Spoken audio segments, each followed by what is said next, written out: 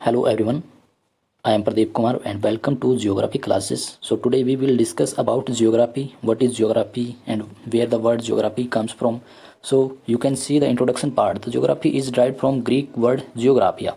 जो geography word है या ज्योग्राफी जो शब्द है वो कहाँ से लिया गया है? ग्रीक लैंग्वेज के ग्रीक वर्ड से जियोग्राफिया से लिया गया है, जहाँ पर जियो प्लस ग्राफिया, जियो प्लस ग्राफिया को के कम्बिनेशन से ये वर्ड बना है, the combination of two word geo and graphia. So geo means earth and graphia means to describe. So geo means यहाँ पर है earth and graphia means to describe. तो यहाँ पर आप देखोगे geo means earth and graphy means to describe या describe करना. So description of the earth is called geography. पृथ्वी का जो वर्णन है उसी को हम क्या कहेंगे? भूगोल या जियोग्राफी कहेंगे.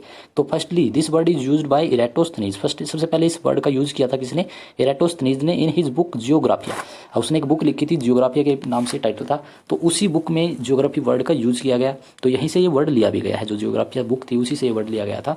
उसी के कम्बिनेशन को फिर हमने डिवाइड किया था जियो प्लस ग्राफिया में और उसी से ये इसकी फॉर्मेशन हुई थी. तो इसके बाद नेक्स्ट है he was known as father of geography. उसको फादर ऑफ जियोग्राफी के नाम से भी जाना जाता है क्योंकि सबसे पहले जो जियोग्राफी वर्ड यूज किया गया वो इरेटोस्थनीज के द्वारा ही किया गया था. उसकी बुक में जियोग्राफिया में जो हमने अभी देखा था जियोग्राफिया, उसकी जो बुक थी उसमें इस वर्ड का यूज किया गया था, इसलिए इसको माना जाता है father of geography. But here A one other scholar name Hecataeus. यहाँ पर एक अदर स्कॉलर था जिसका नाम था हिकेटियस. हिकेटियस को भी फादर ऑफ जियोग्राफी कहा जाता है. एक्चुअली इसको कहा जाता है father of ancient geography. Ancient geography या प्राचीन भूगोल के जो जनक थे वो थे हिकेटियस. हिकेटियस ने सबसे पहले जियोग्राफी की स्टडी स्टार्ट की थी, या ज्योग्राफी को सबसे पहले जो स्टडी किया गया था हिकेटियस के द्वारा किया गया था. बट सिस्टमेटिक वे में अगर हम बात करें, एक सिस्टम से अगर स्टडीज़ की स्टार्ट हुई सिस्टमेटिक वे में, तो वो हुई थी आफ्टर इरेटोस्थनीज. इरेटोस्थनीज के आने के बाद वो स्टार्ट की गई थी. और ये जो टाइम था सिस्टमेटिक ज्योग्राफी की स्टडी का, ये स्टार्ट होता है आपका 276 BC से. 276 BC में इस शब्द का या इस वर्ड का यूज किया जाना स्टार्ट हो गया एक सिस्टमेटिक वे में. इसके बाद है डेफिनेशन ऑफ जियोग्राफी. तो here you can see some easiest definition of geography. सबसे कुछ इजी मैंने डेफिनेशन यहाँ पर डाले हैं ताकि ये अंडरस्टैंडिंग में कोई प्रॉब्लम ना आए. जो first definition is geography is the study of earth and its feature. Geography क्या है? पृथ्वी और उसके ऊपर जितने भी फीचर्स हैं, जितने भी तत्व हम देखते हैं, जितने भी फीचर यहाँ पर दिखाई देते हैं, उन सभी का वर्णन ही या उन सभी की स्टडी ही भूगोल कहलाती है या ज्योग्राफी कहलाती है. तो geography is the study of earth and its feature. पृथ्वी और उसके ऊपर जितने भी फीचर हैं उनकी स्टडी ही ज्योग्राफी है. Second definition is here geography is the study of landform. Geography क्या है? स्थल रूपों का विज्ञान है. Geography is the study of landform. स्थल रूपों की जो स्टडी की जाती है वो भूगोल है. ये जो डेफिनेशन दी गई है इमैनुअल कांट के द्वारा दी गई है. The definition of geography, this definition of geography is given bye Immanuel Kant. Geography is the study of landform. Landform का अध्ययन ही भूगोल कहलाता है. Next third definition, here you can see geography is concerned with the description and explanation of aerial differentiation of the earth surface. यानी कि अर्थ surface के ऊपर जितने भी फिनोमिना हैं, जितने भी एरियाज हैं, उनके बीच में जो डिफरेंस है, एरियल डिफरेंशिएशन है, उसी का एक्सप्लेनेशन क्या है? जियोग्राफी है. Areal differentiation of the earth surface. Earth surface के ऊपर जितने भी डिफरेंशिएशन होता है जिन भी एलिमेंट को लेकर या जितने भी फीचर्स हैं, उसका रीजन क्या है वो भी जियोग्राफी के अंदर ही इंक्लूड किया जाता है या उसकी भी स्टडीज़ में की जाती है. This definition is given by Richard Hartshorne. Richard Hartshorne के द्वारा ये डेफिनेशन जो है दी गई है. So next types of geography. Geography को कितने पार्ट्स में डिवाइड किया जाता है? सो बेसिकली यहाँ पर हम जियोग्राफी को 2 पार्ट्स में डिवाइड करते हैं. फर्स्ट है फिजिकल जियोग्राफी एंड सेकंड है human geography. Physical and human geography. So physical geography क्या है? The study of where and why natural force occur as they do. तो कहाँ पर और क्यों जो नेचुरल फोर्स हैं या प्राकृतिक जो शक्तियाँ हैं वो किस प्रकार से काम करती हैं या कैसे इफेक्ट डालती हैं लोगों के नेचर के ऊपर, तो उसी को हम क्या कहेंगे? फिजिकल जियोग्राफी कहेंगे. बेसिकली फिजिकल जियोग्राफी में हम जितना भी स्टडी करेंगे, जितनी भी स्टडी की जाएगी वो फिजिकल एलिमेंट को लेकर ही की जाएगी. जैसे कि आपकी क्लाइमेटोलॉजी है. क्लाइमेटोलॉजी यानी कि जलवायु विज्ञान. जलवायु विज्ञान की जो स्टडी की जाएगी वो क्लाइमेटोलॉजी के अंदर की जाएगी. इसके अलावा एटमॉस्फेयर की जो स्टडी होगी, यानी कि आपका जो लिथोस्फेयर पार्ट है, एटमॉस्फेयर पार्ट है, माउंटेन है, बिल्डिंग्स हैं, सॉरी बिल्डिंग्स नहीं, जितने भी अदर पार्ट्स हैं, जितने भी फिजिकल रिलीफ से रिलेटेड जितने भी पार्ट हैं आपके, उन सभी को इसमें स्टडी किया जाएगा. इसके अलावा इसमें सब्जेक्ट आते हैं आपके जैसे जियोमॉर्फोलॉजी. भू आकृति विज्ञान को भी हम क्या करेंगे? इसी के अंदर स्टडी करेंगे, जियोमॉर्फोलॉजी. इसके अलावा जियोमॉर्फोलॉजी के अलावा मेटियोलॉजी, मौसम विज्ञान भी इसमें स्टडी किया जाता है. और ओशिनोग्राफी, हाइड्रोलॉजी, ओशिनोग्राफी, इस तरह की जो स्टडी है यानी कि डायरेक्ट जो फिजिकल नेचर जिसमें हम स्टडी करते हैं उसी को कहा जाता है फिजिकल ज्योग्राफी यानी कि प्राकृतिक भूगोल। Second one is here human geography. Human geography में बेसिकली क्या स्टडी करते हैं, relationship between human and nature. Human and nature के बीच में जो रिलेशनशिप है या संबंध है उसकी स्टडी ही ह्यूमन ज्योग्राफी के अंदर इंक्लूड की जाती है, यानी कि man and nature, man plus nature, influence of nature on man, man influence of man on nature, इन सभी की जो स्टडी होगी वो ह्यूमन ज्योग्राफी के अंदर इंक्लूड की जाएगी या स्टडी उसकी की जाएगी। तो यहाँ पर देखोगे आप, the study of where and why human activity are located, कहाँ पर और क्यों ह्यूमन एक्टिविटी लोकेट हैं, कहाँ पर वो स्थित हैं, वेयर दे आर, और कैसे वो नेचर को हमारी इफेक्ट करती हैं। तो इस तरह की जो स्टडी होगी वो ह्यूमन ज्योग्राफी के अंदर इंक्लूड की जाएगी। तो यहाँ पर तक क्लियर है human geography and physical geography में जो डिफरेंस है वो क्या है। फिजिकल ज्योग्राफी में बेसिकली फिजिकल रिलीफ से रिलेटेड या अर्थ से रिलेटेड जो स्टडी होती है वो नेचुरल एनवायरनमेंट की स्टडी ही कहलाएगी फिजिकल ज्योग्राफी, और ह्यूमन एक्टिविटी या ह्यूमन का रिलेशन कैसा है अर्थ के साथ उसकी जो स्टडी होगी वो कहलाएगी आपकी human geography. So here we can discuss some aspect of physical and human geography. Physical geography, the natural environment that make the earth, make up the earth, earth की फॉर्मेशन जो भी प्राकृतिक जितनी पर्यावरण से कैसे हुई है इसकी study. Geographer study how these natural environment work and interact with one another, किस प्रकार से जो नेचुरल एनवायरनमेंट है वो काम करता है और कैसे एक दूसरे के साथ ये रिलेटेड है, इनके बीच में क्या इंटर रिलेशन है या इंटरेक्ट किस तरह से एक दूसरे को करते हैं, वो जो स्टडी होगी वो क्या की जाएगी, वो की जाएगी फिजिकल ज्योग्राफी के अंदर। They also study how this effect and affected by human, और किस प्रकार से जो फिजिकल ज्योग्राफी है वो ह्यूमन के द्वारा या ह्यूमन को इफेक्ट करती है, किस तरह से ह्यूमन का इफेक्ट नेचर पर या नेचर का इफेक्ट ह्यूमन के ऊपर देखने को मिलता है, वो भी फिजिकल ज्योग्राफी में हम स्टडी करेंगे। सेम इसके बाद है human geography, the issue and activities, issues and activities concern human, human को जो कंसर्न करती हैं यानी कि ह्यूमन पर जिसका फोकस होता है। Geographer study how these issues and activity interact with one another, किस प्रकार से ये एक्टिविटी हैं या जो इश्यूज हैं वो एक दूसरे से कैसे रिलेटेड हैं, how they affect the and are affected by natural environment, और नेचुरल एनवायरनमेंट से वो कैसे इफेक्टेड होते हैं, वो जो स्टडी होगी वो ह्यूमन ज्योग्राफी के अंदर स्टडी की जाएगी। मान लो कहीं पर आपको अच्छी सोइल मिलती है, अगर कहीं पर फर्टाइल सोइल है तो वहाँ पर हम क्या करेंगे, वहाँ पर हम एग्रीकल्चर करेंगे। तो ये कैसे हमने एग्रीकल्चर क्यों की वहाँ पर, क्योंकि वहाँ की जो सोइल है वो फर्टाइल है। फर्टाइल सोइल का रीज़न क्या है, वो फिजिकल ज्योग्राफी से हमने ले लिया, जो सोइल है वो फिजिकल ज्योग्राफी के अंदर आती है, और एग्रीकल्चर जो है वो ह्यूमन ज्योग्राफी के अंदर आता है। तो जहाँ पर जिस तरह की क्लाइमेटिक कंडीशन होगी या जिस प्रकार की हमारे पास अवेलेबिलिटी होगी रिसोर्स की, उसी तरह की एक्टिविटी वहाँ पर हम स्टार्ट कर देंगे। तो ये जो एग्रीकल्चर है वो किससे इफेक्टेड हो जाएगी, सोइल से। सोइल क्या है, नेचुरल या फिजिकल ज्योग्राफी के अंदर आता है, तो ये दोनों एक दूसरे के साथ रिलेटेड हो गई। तो ह्यूमन ज्योग्राफी बेसिकली है क्या, relationship between human and nature. ये ह्यूमन है, मान लो एग्रीकल्चर जो है ह्यूमन एक्टिविटी है, और जो सोइल है वो नेचुरल नेचर के द्वारा प्रोवाइड की गई है। तो इन दोनों के बीच में हमने एक रिलेशन बनाया और वहाँ पर हमने एग्रीकल्चर करना स्टार्ट कर दिया। तो ये जो हो जाएगी आपकी एग्रीकल्चर या ह्यूमन ज्योग्राफी। इसके बाद हम बात करते हैं फादर ऑफ फिजिकल ज्योग्राफी। इससे पहले हमने स्टडी किया था father of geography. Father of geography is Eratosthenes, Greek scholar Eratosthenes was the father of geography. Eratosthenes.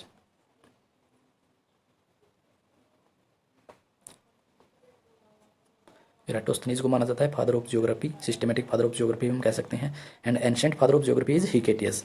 Hecataeus जो था उसको माना जाता है एंशेंट फादर ऑफ जियोग्राफी। इसके बाद है father of physical geography. Who was the father of physical geography? Father of physical geography was Posidonius. प्राकृतिक भूगोल का जनक माना जाता है पोसिडोनियस को, यानी कि जो भी फिजिकल एनवायरनमेंट की जो हम स्टडी करते हैं उसका जो जनक या फादर है वो है पोसिडोनियस। नेक्स्ट है father of human geography is Karl Ritter. Karl Ritter को माना जाता है father of human geography. Human geography के अलावा इसको फादर ऑफ रीजनल ज्योग्राफी भी स्टडी किया जाता है। Father of regional geography is also Karl Ritter. तो इस तरह से हम याद रख सकते हैं father of human and regional geography was Karl Ritter. Karl Ritter को माना जाता है। इसके बाद नेक्स्ट हम स्टडी करेंगे chapter number first. This is the class, this chapter is for class 11th class का ये फर्स्ट चैप्टर है physical geography of India. India की जो फिजिकल ज्योग्राफी है उसके बारे में। तो यहाँ पर हम स्टडी करेंगे India size and location. This is the first chapter of for class 11th। India size and location, India का जो साइज है वो क्या है और इंडिया कहाँ पर सिचुएटेड है, इसकी लोकेशन कैसी है। So we every one know India is a vast country. India जो है काफ़ी बड़ी कंट्री है, काफ़ी विशाल कंट्री है, which situated in Asian continent, Asia continent के अंदर ये सिचुएटेड है। अगर आप वर्ल्ड मैप को देखो तो आपको देखेगा इस तरह से जो हमारा एशिया कॉन्टिनेंट है, तो इंडिया उसके इस तरफ यानी कि इस रीजन में इंडिया सिचुएटेड है। तो ये जो रीजन है इसका साउथ रीजन है, एशिया कॉन्टिनेंट के सदर्न पार्ट में इंडिया जो है सिचुएटेड है। तो ये थी इसकी लोकेशन ऑफ इंडिया, यानी कि इंडिया कहाँ पर है, और इसका जो रैंक है वो कौन सा है, 7th rank according to area. अगर हम बात करें तो एरिया के according India is 7th position, India is 7th largest country of the world according to area. तो एरिया के अकॉर्डिंग इंडिया की 7th पोजीशन है। इससे पहले जो 6 कंट्रीज हैं वो कौन कौन सी हैं। फर्स्ट कंट्री है रसिया, जिसका एरिया जो है वर्ल्ड में सबसे ज़्यादा जिसको माना जाता है रसिया। सेकंड है कनाडा आफ्टर रसिया, रसिया के बाद जो एरिया माना जाता है वो है कनाडा का। इसके बाद है यूएसए यानी कि United state of America. USA के बाद रैंक आता है चाइना का 4th। चाइना के बाद रैंक आता है ऑस्ट्रेलिया,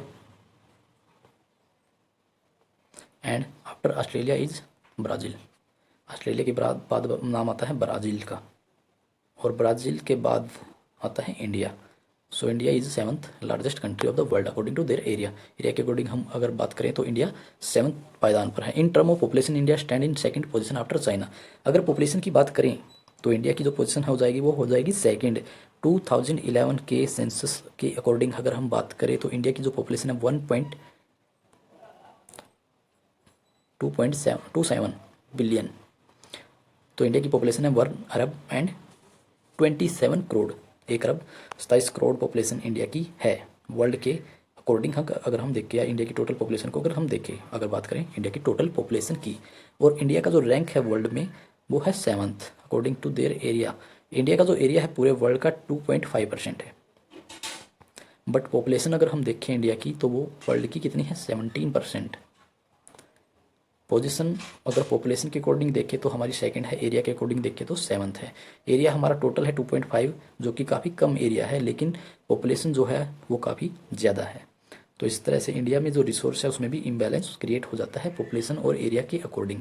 तो उसके बारे में भी हम डिस्कस करेंगे। उससे पहले हम देख लेते हैं नेक्स्ट है latitude and longitude. What is latitude and longitude. Latitude longitude को देखने से पहले हम देख लेते हैं ये होता क्या है। Latitude and longitude line actual में होती क्या है। Latitude and longitude are lines which draw on earth globe. Globe पर ड्रॉ की जाने वाली ये लाइनें हैं लैटिट्यूड और लॉन्गिट्यूड विद इक्वल इंटरवल। एक इंटरवल होता है इनके बीच में जो कि इक्वल होता है। जितने भी लैटिट्यूड हैं आपके वो क्या है, पहले लैटिट्यूड देखते हैं। Latitude are the horizontal line which are draw on earth north east to west, east to west या वेस्ट टू ईस्ट। जितनी भी लाइन ड्रॉ की जाती हैं, जैसे यहाँ पर आप देखोगे इस तरह की जो लाइनें हैं, ये जो लाइनें ड्रॉ की गई हैं पूरे के पूरे अर्थ पर, इनको बोला जाता है लैटिट्यूडनल लाइन। तो ये कहाँ से स्टार्ट होती हैं। फर्स्ट लैटिट्यूड हमारा जो है वो है ये आप देख रहे हो यहाँ पर 0 डिग्री लैटिट्यूड, जिसको बोला जाता है इक्वेटर लाइन, इक्वेटोरियल लाइन या भूमध्य रेखा या विषुवत रेखा के अलग अलग नाम से इसको जाना जाता है। तो ये है हमारा इक्वेटर जो कि अर्थ को 2 पार्ट्स में डिवाइड करता है। पूरे अर्थ को के बीच से ये लाइन गई हुई है। इसके ऊपर की तरफ का जो पार्ट है उसको बोला जाता है नॉर्थ हेमिस्फीयर, और इसके नीचे जो पार्ट है उसको बोला जाता है southern hemisphere, northern and southern hemisphere. Northern hemisphere में आप बात करो तो 0 से लेकर यहाँ पर जो 90 तक की लाइनें खींची गई हैं, 89 तक, या 0 से लेकर 90 लाइन इधर और 0 से लेकर 90 लाइन इधर, तो दोनों में ही जो लाइनें हैं वो इक्वल हैं 90-90। तो टोटल जो आपकी लैटिट्यूड लाइन है वो है 180 टोटल लैटिट्यूड है हमारी। तो ये है 0 डिग्री। इसके बाद यहाँ पे है एक लाइन, ये जो आपको शो की गई है 23.5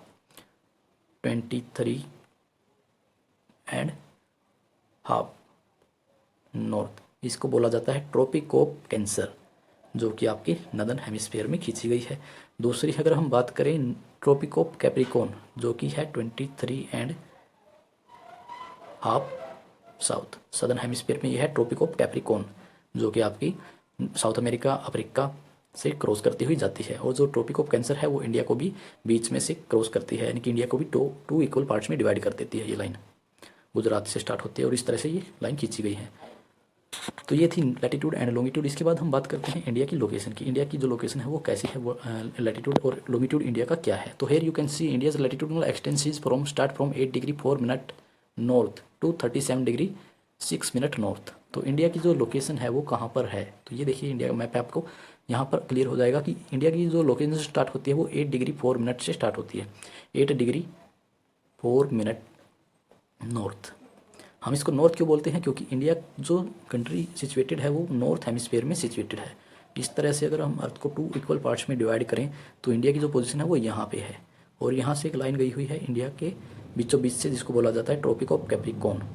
तो ये जीरो है, जीरो से ऊपर का जितना भी रीजन होगा वो होगा नॉर्थ हमारा। तो इंडिया यहाँ से स्टार्ट होता है, तो ये जो लाइन होगी आपकी, ये लाइन भी आपकी 8 डिग्री 4 मिनट नॉर्थ कही जाएगी। और ये एक्सटेंशन कहाँ तक है इसका, इस तरफ देखोगे आप जम्मू कश्मीर के जो बिल्कुल इंदिरा कोल जिसको हम बोलते हैं लास्ट पॉइंट ऑफ इंडिया, यहाँ पर हमारा जो लास्ट पॉइंट है वो है कन्याकुमारी, यहाँ पे तमिलनाडु के अंदर। और ये जो पॉइंट है हमारा Indira Col 37 degree and 6 minute north. तो ये है इंडिया का latitudinal extension 8 degree 4 minute to 37 degree 6 minute. तो लगभग ये अप्रोक्सीमेटली आपका हो जाता है 30 डिग्री, यानी कि इंडिया जो नॉर्थ टू साउथ अगर हम बात करें तो ये लगभग 30 डिग्री लैटिट्यूड में फैला हुआ है। फिर हम बात करते हैं लॉन्गिट्यूडनल लाइन की। लॉन्गिट्यूडनल लाइन कौन सी होती हैं, लॉन्गिट्यूडनल लाइन होती हैं जो नॉर्थ से साउथ हेमिस्फीयर की तरफ या नॉर्थ से साउथ पोल को एडजॉइन करती है या मिलाती है। यह है नॉर्थ पोल और यह है साउथ पोल, इन दोनों को जो लाइन मिला रही है यहाँ पर, यही है हमारी लॉन्गिट्यूडनल लाइन। इस तरह की जो लाइनें हैं हर एक 111 किलोमीटर के डिस्टेंस पर ये लाइनें खींची जाती हैं। और ये टोटल जो है 0 डिग्री है, मान लो यहाँ पे 0 से 190 180 ईस्ट की तरफ और 180 वेस्ट की तरफ, तो ये टोटल हो जाएंगी हमारी 360। यानी कि जो आपका गोला होता है कोई भी एक स्फीयर हम लेते हैं, वो उसकी जो डिग्रीज होती हैं वो टोटल होती है 360, 360 डिग्री के आपने कोण बनाए होंगे। तो ये हमारा अर्थ भी क्या है, गोल है, तो इसको हम 360 डिग्री में डिवाइड करते हैं। और हर एक जो लॉन्गिट्यूड होता है उसको हम ग्रेट सर्कल भी कह सकते हैं, चाहे वो 0 डिग्री है, चाहे वो 180 है, चाहे वो 170 है, 150 है या 120 है। तो सारे के सारे जितने भी हमारे लॉन्गिट्यूड लाइन होती हैं वो ग्रेट सर्कल माने जाते हैं, चाहे इसको हम कहीं से भी बांटें तो ये इक्वल पार्ट्स में ही डिवाइड हो जाती है। इसलिए इतने जितने भी हमारे लॉन्गिट्यूड हैं वो सारे के सारे क्या होते हैं, ग्रेट सर्कल माने जाते हैं। लेकिन जो आपकी लैटिट्यूड लाइन होती है, इस तरह की जो लाइन होती है, सिर्फ जो 0 डिग्री की लाइन है इक्वेटर, उसी को ग्रेट सर्कल कहा जाता है। बाकी जितनी लाइन होती हैं वो स्मॉल सर्कल को शो करती हैं। यानी कि जो इक्वल पार्ट्स में डिवाइड कर सकती है वो सिर्फ 0 डिग्री है। अगर हम यहाँ से अर्थ को काटेंगे तो क्या होगा, ये एरिया ज़्यादा रह जाएगा यहाँ पर और यहाँ पर एरिया कम हो जाएगा, तो ये ग्रेट सर्कल नहीं बनेगा। तो ग्रेट सर्कल सिर्फ 0 डिग्री लैटिट्यूड है। लेकिन लॉन्गिट्यूड की अगर बात करें तो सारे के सारे लॉन्गिट्यूड हमारे क्या हैं, ग्रेट सर्कल को शो करते हैं। तो ये था लैटिट्यूड और लॉन्गिट्यूड। बाद हम बात करते हैं main land boundary of India. India की जो मेन लैंड है उसकी बाउंड्री कितनी है, यानी कि कितनी लेंथ है इंडिया की बाउंड्री की। तो यहाँ पर आप देखोगे the total length of Indian mainland boundary is 1500 to 15,200 kilometre. 15,200 kilometre area है जो इंडिया का, वो हमारी बाउंड्री बनाती है। जितने भी हमारे नेबर कंट्री है उनके साथ हमारी टोटल बाउंड्री है 15,200 किलोमीटर। ये हमारी लैंड बाउंड्री है। और लैंड बाउंड्री हमारी किन किन कंट्रीज़ के साथ है वो देखते हैं। तो फर्स्ट है यहाँ पर Pakistan, second Afghanistan, third China, fourth Nepal, fifth Bhutan, sixth Myanmar और सेवन्थ बांग्लादेश। तो ये 7 कंट्री है जिनके साथ हमारी लैंड बाउंड्री लगती है। इसके अलावा हमारे जो ओशिनिक बाउंड्री के साथ अटैच कंट्री है वो है श्रीलंका और मालदीव। यहाँ पर एक आइलैंड है मालदीव। ये 2 कंट्री हैं जिनकी हमारी नेबरिंग, जिनके साथ हमारी ओशिनिक बाउंड्री अटैच करती है। तो ये थी हमारी mainland boundary and coastal boundary. तो हम अब बात करते हैं हमारी कोस्ट लाइन की। Total length of coastline of India, India की जो टोटल लेंथ है कोस्ट लाइन की वो कितनी है। तो यहाँ पर आप देखोगे जो हमारी मेन लैंड है, यानी कि गुजरात से लेकर और वेस्ट बंगाल तक का जो रीजन है, ये जो हमारी कोस्ट लाइन है इसकी लेंथ है 6,100 किलोमीटर। तो ये होगी हमारी 6,100 kilometre coastal boundary of mainland. हमारी जो मेनलैंड है उसकी कोस्टल बाउंड्री है 6,100 किलोमीटर। इसके अलावा हमारे जो आइलैंड ग्रुप हैं जिसको हम कहते हैं अंडमान और निकोबार, अंडमान निकोबार ये इस तरफ वेस्ट बे ऑफ बंगाल की तरफ है, हमारे ईस्टर्न साइड में अंडमान एंड निकोबार, और दूसरी तरफ है यहाँ पर ये है लक्षद्वीप जो कि आपका वेस्ट डायरेक्शन में है अरेबियन सी के अंदर।